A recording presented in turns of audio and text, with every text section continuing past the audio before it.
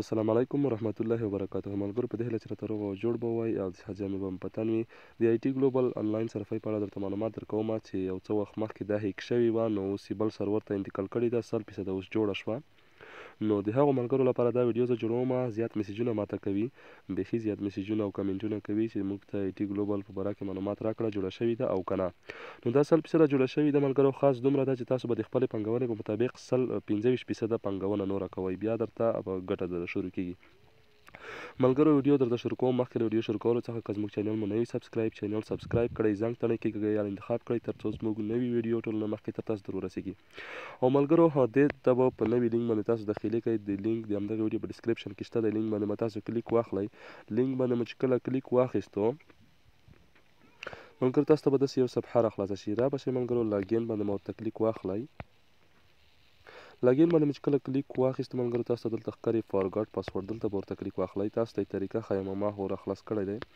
د اول کې به تاسو ورته یوزر نیم ورکړئ او دویم کې به تاسو ورته ایمیل ورکړئ.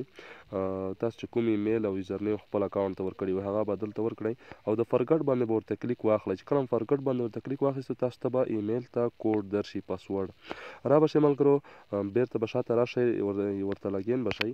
تاسو دغلته به خپل یوزر نیم ورته ولیکئ او ایمیل ته چې تاسو ته پاسورډ درغی هغه پاسورډ به ورته راواخلئ، دلته به یې پکې ورکړئ، دا خانه به ټیک مارک کړئ، لاګین باندې مو ورته کلیک واخلئ، ډایرکټ به ستاسو اکاونټ راخلاص شي. دغه دی زما اکاونټ په بشپړ ډول سره راخلاص شو، تاسو یې کتلی شئ. یو څه تغییرات هم پکې راغلي دي ملګرو. نو ملګرو آی ټي ګلوبل 100% جوړه شوې ده انشاءالله، څه مشکل به نور نه وي پکې. بس دغه ملګرو طریقه وه د اکاونټ راخلاصولو، یې نوي اپډیټ راخلاصولو طریقه یې وه. نو ملګرو مارکیټینګ که ورته کوئ هغه ستاسو خپل کار دی، مارکیټینګ مه ورته کوئ، خاص تاسو د خپلې ګټې ترې وباسئ، خپلې سرمایې ترې وباسئ، بس غټه خبره ده. او یوه بله خبره درته کوم، اجیا جي پي ټي ملګرو، اجیا جي پي ټي ته بیخي تاسو اوس مارکیټینګ ونه کړئ، سمه ده ملګرو، تر څو چې هغه معلومات یې شوي نه وي. چې کله معلومات وشول انشاءالله موږ در سره مکمل معلومات شریکوو چې یا تاسو اوس مارکیټینګ ورته وکړئ او یا یې مه ورته کوئ.